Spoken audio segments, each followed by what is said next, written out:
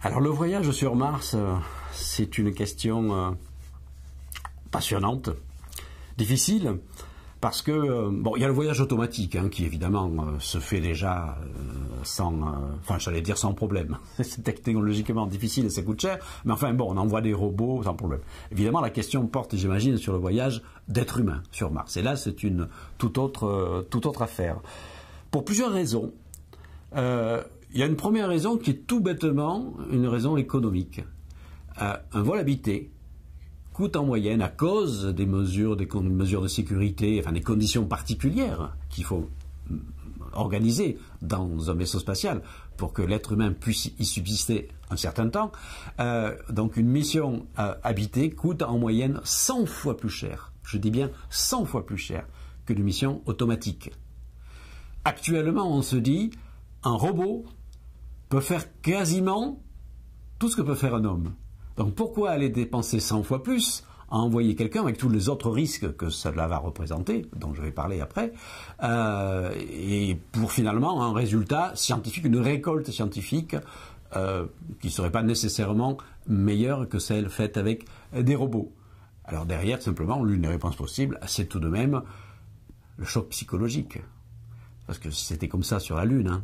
Quand on envoyait les astronautes sur la Lune, c'était plus pour effectivement mettre en avant la puissance américaine face au bloc soviétique qu'on a envoyé des astronautes sur la Lune plutôt que pour faire des expériences scientifiques.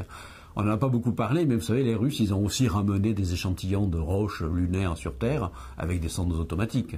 Et donc sur le plan scientifique, ils ont apporté quasiment autant de choses que les missions américaines. Voilà. Alors l'autre aspect évidemment problématique du voyage sur Mars, c'est la subsistance d'êtres humains dans l'espace sur une mission de très très longue durée. Il ne faut pas oublier que même dans les conditions optimales, il y a 18 mois pour y aller, un certain temps sur place, sinon c'est pas la peine effectivement de faire immédiatement un aller-retour, bien entendu, et puis il y a le retour. Donc c'est une mission qui dure entre 3 et 4 ans pour un être humain ou un groupe d'êtres humains. Donc il y a des problèmes tout simplement physiques, musculature osseuse, etc.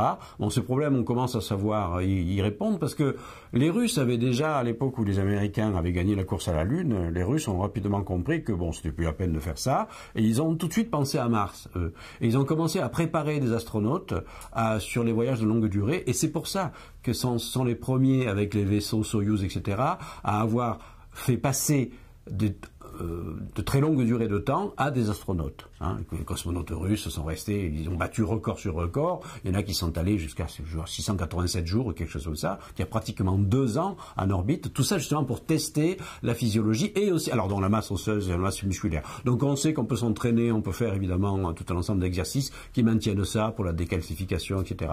Mais il y a aussi le facteur psychologique qui entre en jeu. Évidemment, on se détache totalement du berceau, dans la maison, c'est quand même très difficile. Et donc, il faut des esprits extraordinairement solides pour faire ça. Donc, tout ça, c'est un ensemble de problèmes qui est très loin d'être réglé.